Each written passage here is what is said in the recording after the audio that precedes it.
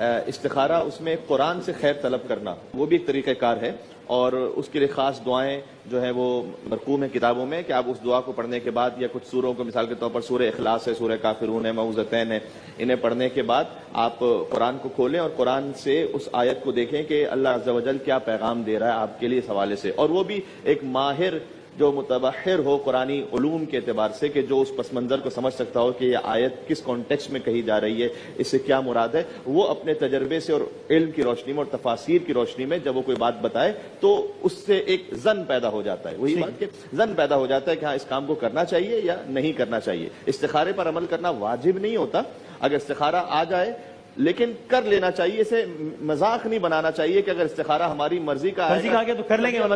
واجب تو نہیں ہے نا، تو پھر آپ نے کیوں دیکھا تھا استخارہ؟ اپنی مرضی کرنی تو کیوں دیکھا تھا استخارہ؟ تو استخارے میں اگر ریکمینڈڈ فقہ جعفریہ میں یہ ہے کہ خود کر لیا جائے یا کسی عالم سے کروا لیا اگر خود کر سکتے ہیں تو یہ ریکمینڈڈ ہے کہ اگر خود کر سکتے ہیں اس طریقہ کار کے مطابق تو کر لیں، اگر نہیں کر سکتے تو پھر کسی عالم دین سے کسی ماہر سے رجوع کر لیں۔ ایک اور اس میں ایک نقطہ ہے، وہ یہ کہ استخارے سے پہلے ایک بعض روایات میں ایسا ہے استشارہ، یعنی آپ مشورہ طلب کیجئے صالح مومنین سے یا اس فیلڈ کے متخصصین سے، اور اگر فرض کیجئے کہ آپ نے کوئی بزنس کرنا ہے، اب بزنس کرنے میں جو آپ جانتے ہیں کہ کچھ مخلص افراد ہیں آپ کے آس پاس، ان سے مشورہ طلب کیجئے، اگر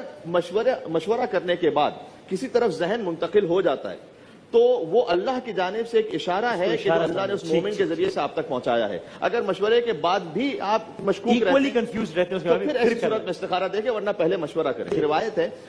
مفہوم اس کا یہ کہ امام صادق علیہ السلام کے پاس ایک شخص آیا، اس نے کہا کہ میں نے استخارہ دیکھا تھا تجارت کا شام جانے کے لیے، بہت برا آیا تھا لیکن بظاہر بہت اچھا منافع لگ رہا تھا، تو استخارہ منع آنے کے باوجود میں چلا گیا، وہاں گیا، منافع بھی بہت اچھا ہوا، اور واپس آیا تو اب میری سمجھ میں نہیں آ رہا کہ سب کچھ ہی جب بہت اچھا ہوا تو استخارہ کیوں برا آیا تھا؟ تو اس وقت امام علیہ السلام نے کہا کہ جب تو شہر شام سے واپس نکلا تھا تو فلاں مقام پہ پہنچا تھا تو اتنا تو خستہ تھا کہ سو گیا تھا اور فجر کی نماز قضا کی تھی، کیا ایسا کیا تھا یا نہیں کیا تھا؟ اس نے کہا کہ ہاں میں نے کیا تھا۔ امام علیہ السلام نے کہا کہ یہ جتنا منافع ہوا اس سے بھی اگر زمین و آسمان کا سارا منافع مل جاتا اور عمدن تو نے جو فجر کی 2 رکعت نماز قضا کی تھی وہ اللہ کے حکم کی نافرمانی تھی۔ تو بسا اوقات ہم خالی دنیاوی معاملے کو دیکھ رہے ہوتے ہیں لیکن اس میں ایک اخروی اشارہ بھی مل رہا ہوتا ہے، استخارے میں اس کا خیال کرنا چاہیے۔